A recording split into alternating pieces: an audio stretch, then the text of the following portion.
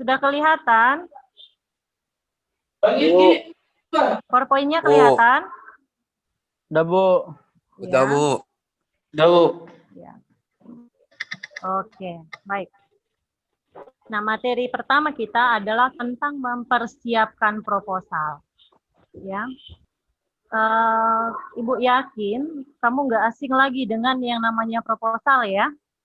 Ya, Bu. Semua sudah pernah dengar yang namanya proposal. Bahkan mungkin ada beberapa dari kamu yang sudah pernah membuat proposal atau menyerahkan proposal kepada pihak-pihak terkait, ya kan? Nah, biasanya kamu siapa? Mana? Gimana lihatnya dia? Ya saya coba ganti bajunya dengan baju sekolah ya saya ya. Coba sih ya saya ganti bajunya dengan baju sekolah.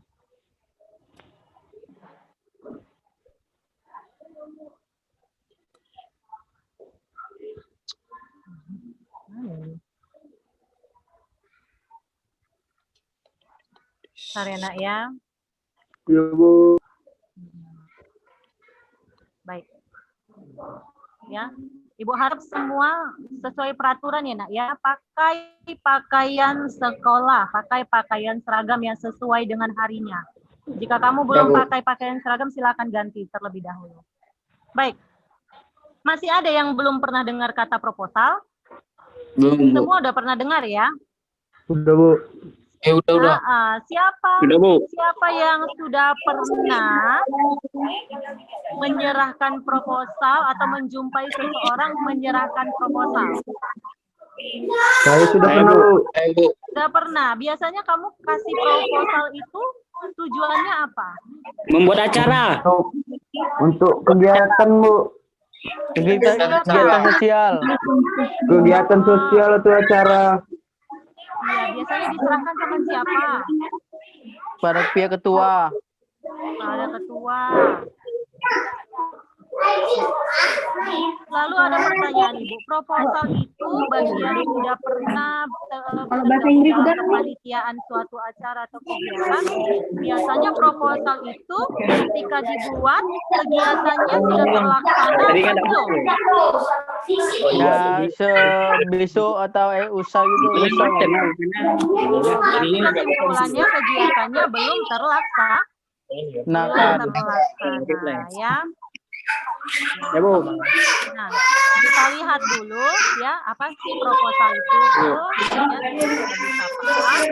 Coba dulu. Di-unmute dulu kan ada tanda mic itu. Coba kamu klik ya. Jangan ada yang cerita, fokus dulu. Silakan fokus. Bagaimana kamu tertibnya di kelas, seperti itu juga kamu tertib. Walaupun kita Zoom kamu di rumah ya. Baik. Proposal adalah rencana kegiatan yang dituliskan dalam bentuk rancangan kerja yang akan dilaksanakan. Ibu ulangi. Proposal adalah rencana kegiatan yang dituliskan dalam bentuk rancangan kerja yang akan dilaksanakan. Ya, jadi proposal itu adalah rencana kita untuk melakukan suatu kegiatan. Jadi apa yang ada di dalam proposal itu rancangan-rancangan atau rencana-rencana yang akan kita jalankan. Berikut juga dengan alasan-alasan mengapa kita harus melaksanakan kegiatan itu. Itulah yang ada di dalam sebuah proposal. Makanya katanya rencana kegiatan, rancangan kerja. Jadi sebelum kita melakukan sebuah kegiatan, sebelum kegiatannya bisa terlaksana, kita buatkan dulu rencana kegiatannya, kita buatkan dulu rancangannya. Disetujui dulu rencana kita, disetujui dulu rancangan kerja kita, barulah kegiatan kita boleh kita laksanakan.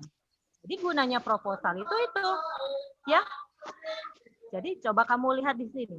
Rencana tersebut harus dituliskan agar pihak yang berkepentingan dapat memahami dengan baik, memberikan izin, dan menyumbangkan dana supaya kegiatan tersebut dapat terlaksana. Ya, jadi apa sih gunanya kita membuat proposal?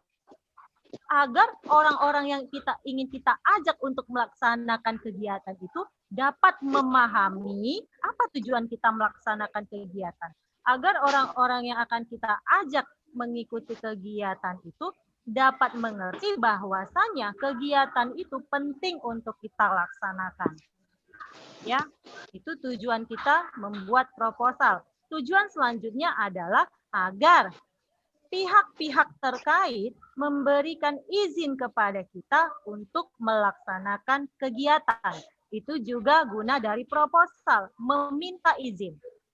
Supaya pihak-pihak yang terkait memberikan izin. Misalnya ini ya, kita mau gunakan lapangan misalnya, lapangan di desa untuk kegiatan acara perayaan 17 Agustus.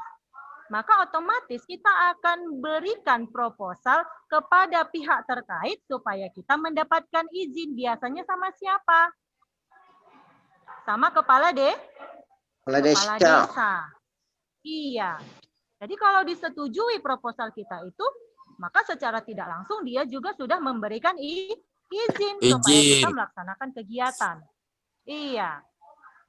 Lalu tujuan proposal selanjutnya adalah proposal itu dapat kita gunakan untuk mendapatkan dana dari orang-orang yang kita anggap dapat menyumbangkan dana. Dana itu digunakan untuk apa? Untuk mendukung kegiatan yang akan kita laksanakan.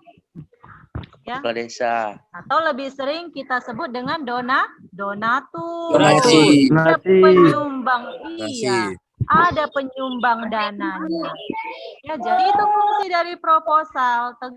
Ya, jadi itu fungsi dari proposal yang dapat memberikan izin, orang yang kita ajak dapat memahami dengan baik, dan satu lagi dapat menyumbangkan dana supaya kegiatannya dapat terlaksana. Ya, itu tadi pengertian proposal dan fungsi dari proposal kita buat. Ya, kita lihat selanjutnya. Nah, ada informasi penting di dalam proposal kegiatan ataupun proposal penelitiannya. Nah, dalam pertemuan ini kita akan bahas tentang proposal kegiatan dan proposal penelitian. Ya, proposal kegiatan dan proposal penelitian itu berbeda. Tujuannya sama-sama rancangan kerja, sama-sama ingin mendapatkan persetujuan, tapi isinya, cara kerjanya berbeda. Namanya saja sudah yang satu kegiatan dan yang satunya lagi ada di penelitian. Kita lihat bagian di dalam sebuah proposal. Ya, kamu dengarkan, kamu perhatikan. Coba serius dulu ya. Ya, Bu. Yang pertama ada latar belakang. Nah, apa yang dituliskan di dalam latar belakang? Siapa yang tahu? Ini biasanya anak-anak ibu yang sudah pernah tergabung dalam organisasi. Baru kita buat laporan ya, laporan PKL ya. Di dalam laporan PKL ada latar belakang tidak? Ada. Ada, Bu. Ada. Nah, latar belakang yang kamu buat di dalam laporan PKL kamu isinya apa? Penutup. Visi tentang pelajaran PKL, Bu. Masih di awal sudah penutup. Siapa yang jawab itu tadi penutup? Latar belakangnya Kita masih di tentang awal loh. PKL itu, Bu. Apa yang kita buat? Tentang PKL itu. Contohnya. Contohnya mana ya? Dan di Pak Cara kerja. Selama di bengkel ngapain itu, Bu? Yang mana? Apa? Nah, yang biasanya dituliskan di dalam latar belakang itu adalah alasan-alasan, sebab-sebab perlunya kita melaksanakan suatu kegiatan ataupun penelitian. Sama itu dengan laporan. Di latar belakang dalam laporan sama. alasan-alasan kamu mengadakan kegiatan PKL atau alasan kamu memilih judul laporan tersebut sebagai judul laporan PKL kamu. Itulah yang kamu tuliskan di dalam latar belakang apa pentingnya. Jadi dalam proposal kegiatan dan proposal penelitian juga seperti itu. Di dalam latar belakang kamu paparkan, kamu jelaskan alasan-alasan kamu, ya alasan-alasan kamu melaksanakan kegiatan ataupun penelitian. Itu dia. Lalu selanjutnya adalah perumusan masalah. Nah, apa-apa yang dituliskan di dalam perumusan masalah ini? Tentunya hal-hal apa yang kamu anggap menjadi masalah dan penting untuk diselesaikan, itulah yang kamu tuliskan di dalam perumusan masalah. Biasanya dalam perumusan masalah ini, ya biasanya dalam perumusan masalah ini, dalam perumusan masalah ini, masalah-masalah yang dipaparkan itu dibuat dalam bentuk kalimat pertanyaan. Ya, nanti kita lihat contohnya. Lalu yang ketiga ada tujuan. Ya, kita melakukan apapun pasti memiliki tujuan, iya kan? Iya, apalagi kalau buat proposal, makan aja ada tujuan kita kan? Kalau makan, kalau kita makan tujuan kita apa? Supaya kenyang, supaya besar, sakit, supaya bertenaga, supaya sehat, supaya bertambah besar, iya kan? Ya, Bu. Itu juga dengan proposal. Ya. Jadi ketika kita memilih sebuah kegiatan atau sebuah judul untuk kita laksanakan, untuk kita lakukan, maka pasti ada tujuan, kan gitu.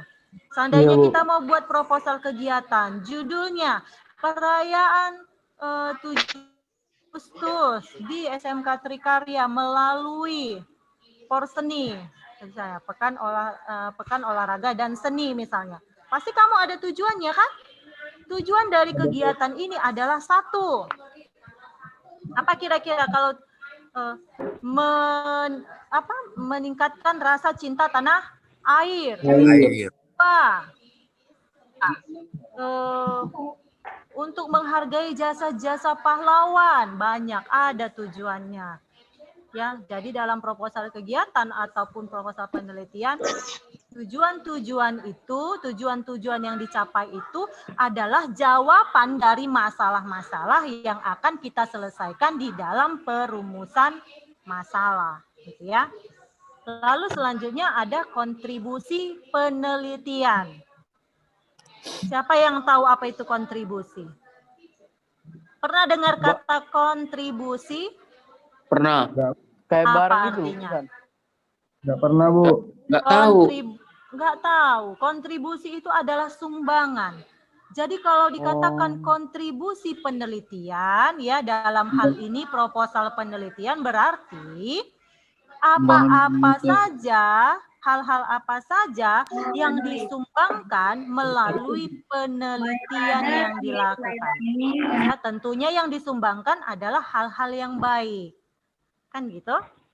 Lalu selanjutnya adalah definisi operasional, ya. Definisi operasional ini adalah merupakan petunjuk bagaimana cara kita melakukan penelitian. Lalu hal penting lainnya adalah tinjauan pustaka.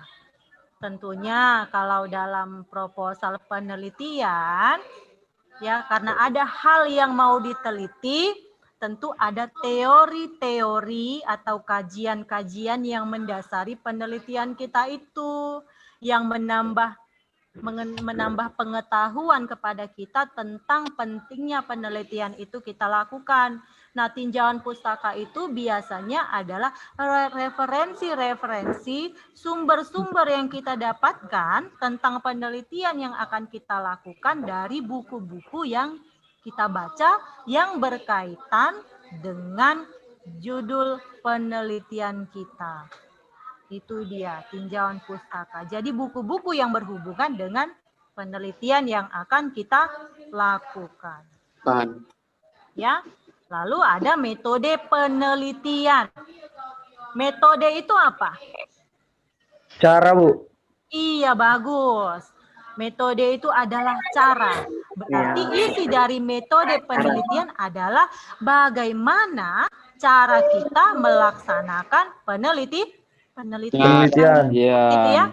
Boleh dengan angket, boleh dengan tanya jawab ataupun wawancara, kan boleh dengan riset. Gitu. Jadi bagaimana cara kita? Lalu selanjutnya adalah jadwal pelaksanaan. Kapan dilaksanakannya kegiatan ataupun penelitian. Nah, selanjutnya adalah rencana anggaran. Isi dari rencana anggaran ini apa-apa saja, ya. Berapa pemasukan, berapa pengeluaran, kan gitu ya, dari mana saja pendapatan, apa-apa saja pengeluaran. Itulah yang dituliskan di dalam rencana anggaran. Lalu selanjutnya adalah daftar pustaka. Nah, daftar pustaka ini adalah dari mana saja sumber-sumber, ya, ataupun acuan-acuan ataupun landasan-landasan kita mengadakan sebuah penelitian. Jadi daftar pustaka ini pernah kamu lihat kan kalau di buku di bagian paling terakhir. Ya. Jadi daftar pustaka ini adalah daftar-daftar buku yang kita jadikan sebagai sumber kalau kita melaksanakan penelitian. Ya, jadi kalau perumusan masalah, kontribusi penelitian, definisi operasional, tinjauan pustaka, metode penelitian, lalu daftar pustaka, itu adanya di dalam proposal penelitian. Tapi kalau dalam proposal kegiatan yang ada itu hanya latar belakang, perumusan masalah, tujuan, jadwal pelaksanaan, dan rencana anggaran. Ya, jadi berbeda dia nanti hal-hal penting yang dikemukakan antara proposal kegiatan ataupun proposal penelitian. Baik. Tapi di LKS banyak kali, Bu. Banyak ya? Iya, nanti kita sesuaikan. Nanti kamu akan temukan jawabannya di sini. Kenapa di LKS banyak? Kenapa yang Ibu paparkan sedikit? Nanti kamu buka buku paket juga berbeda. Nanti kita temukan jawabannya di sini ya. Nah, kita lihat yang keempat. Struktur penulisan proposal dapat bermacam-macam, tergantung pada jenis kegiatan yang diusulkan. Lanjut. Iya, yang diusulkan. Dalam beberapa aspek, proposal penelitian memiliki beberapa perbedaan dengan proposal kegiatan ke masyarakat. Jadi strukturnya atau hal-hal penting itu yang tadi itu, yang di nomor 3 atau sistematikanya itu, dia berbeda-beda tergantung kepada jenis kegiatan yang diusulkan atau tergantung kepada kebutuhannya. Gitu. Jadi kalau di sini kamu lihat dia kok di sini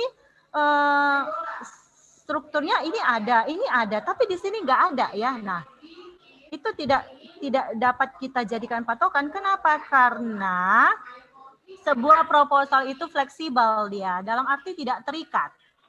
Tergantung pada kebutuhannya atau tergantung pada orang yang ingin melaksanakan kegiatan dan kepada siapa proposal itu akan diberikan. Itu dia. Jadi udah dapat jawabannya ya. Udah, Bu. LKS banyak, Bu. Gitu kan? Iya. Ya, jadi kalau memang tidak banyak yang ingin kamu teliti, hanya penelitian kamu mungkin sederhana, ya kamu boleh memilih hal-hal mana yang ingin kamu lampirkan atau kamu tampilkan di dalam proposal yang kamu buat. Itu. Cuma yang Ibu paparkan tadi yang di sini ini adalah yang wajib ada. Ya, Bu. Ya, oke. Nah, ini dia sistematika dalam proposal penelitian. Kalau yang kalau di nomor 3 tadi, kalau di sini ini kan gabungan ya proposal kegiatan dan penelitian, maka di sini hanya untuk penulisan proposal penelitian. Kita lihat. Ada latar belakang masalah. Sebelumnya Ibu mau tanya, kamu sudah sediakan buku paket di samping kamu? Ada Udah. sediakan buku paket? Ada? Coba Ada, kamu Bu. buka. Iya, supaya lebih paham sambil lihat contoh, coba buka buku paketnya halaman 143. Sebentar ya, Bu. Iya, boleh. Udah, Bu. Sudah, baik. Nah, di situ ada judul proposalnya apa? Kadar keilmuan tulisan siswa SMA Negeri 3 Tasikmalaya. Iya, kadar keilmuan tulisan siswa SMA Negeri 3 Tasikmalaya pada mading sekolah ya. Itu adalah contoh dari proposal penelitian. Jadi yang mau diteliti adalah bagaimana kadar keilmuan tulisan siswa di Tasikmalaya. Nah, ada di situ latar belakang kan? Ada, Bu. Ada. Tadi saya katakan latar belakang adalah alasan-alasan. Karakteristiknya. Iya, karakteristiknya. Kenapa kita perlu mengadakan penelitian? Ya, lalu kita lihat di perumusan masalah. Nah, perumusan masalah ini adalah masalah-masalah apa yang ingin kita pecahkan di dalam penelitian kita buatkan di perumusan masalah, ya. Nah, perumusan masalah itu kita buatlah dia dalam bentuk-bentuk pertanyaan. Jadi bisa kamu lihat contohnya di halaman 146, perumusan masalahnya, bagaimana kadar keilmiahan isi tulisan siswa, ya, bagaimana sampai E. Nah, selanjutnya ada tujuan penelitian. Tujuan penelitian yang ditampilkan dalam proposal penelitian adalah jawaban dari perumusan masalah. Jadi kalau di perumusan masalah itu masalahnya yang mau dipecahkan, maka di tujuan penelitian adalah jawaban yang diharapkan dari masalah-masalah yang sudah selesai. Ya. Jadi kalau di perumusan masalah dia ada 5 masalah yang ingin kita pecahkan, maka di tujuan penelitian juga otomatis ada 5 tujuan yang kita buat. Kenapa? Di perumusan itu masalahnya, di tujuan itu adalah jawabannya. Ya. Lalu yang D, manfaat penelitian. Apa manfaat atau hal-hal baik yang kita dapatkan setelah penelitian itu kita lakukan. Jangan dulu cerita, dengarkan dulu Ibu dan Ayah. Sedikit lagi waktu kita. Lalu selanjutnya landasan teori. Landasan teori itu samalah itu dengan tinjauan pustaka. Tadi udah Ibu jelaskan, tinjauan pustaka itu adalah teori-teori mana saja yang mendukung kita untuk melaksanakan penelitian. Lalu ada metode penelitian ataupun cara-cara kita melakukan penelitian. Dan terakhir adalah kerangka penulisan laporan.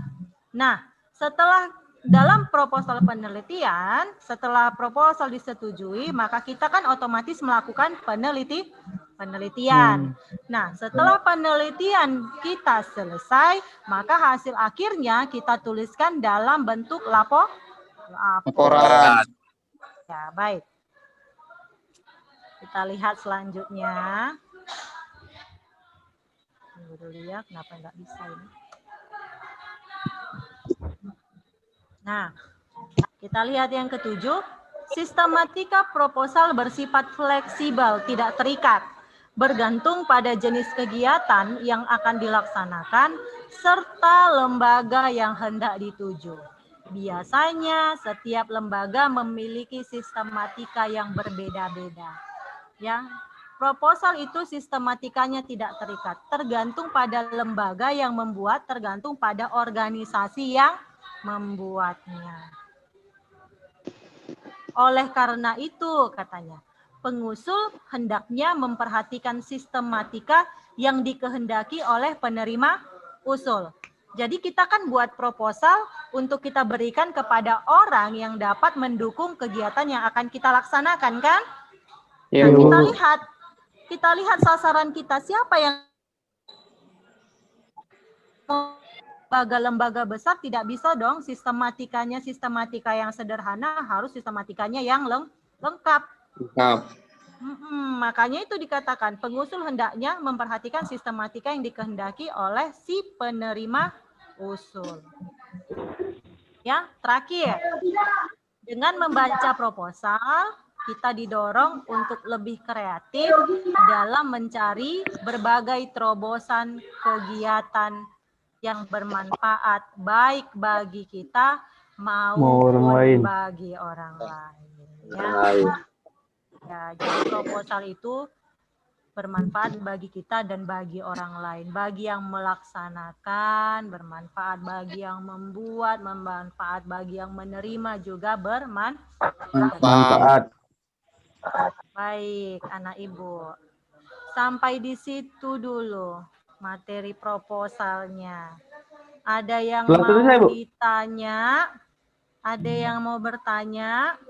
Bisa kira-kira dipahami? Bisa. Bisa, Bu. Bisa, Bu, bisa.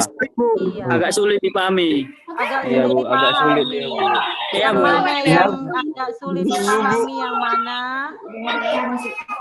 Cara belajar ini, Bu, sulit. Kenapa cara belajarnya sulit?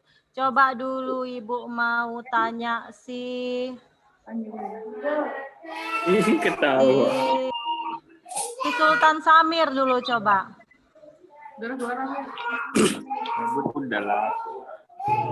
Nanya apa, Bu? Coba dulu Sultan Samir, bisa kamu pahami? Bisa, Bu, dikit-dikit. Dikit-dikit. Kalau begitu, Nak, kira-kira proposal itu apa ya?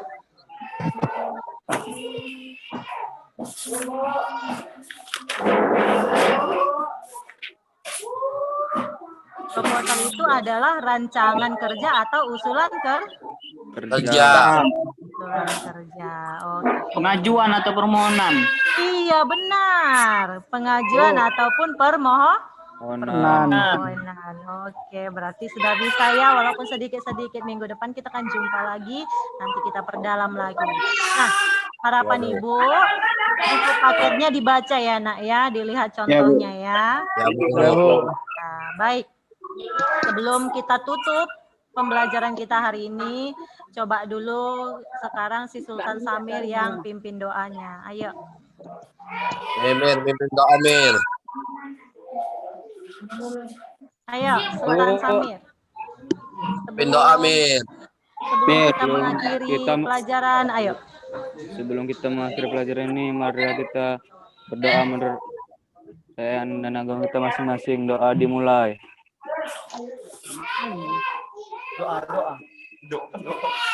Doa selesai. Baik. Terima kasih. Sampai bertemu di pelajaran selanjutnya. Ini, Bu. Ya, Bu.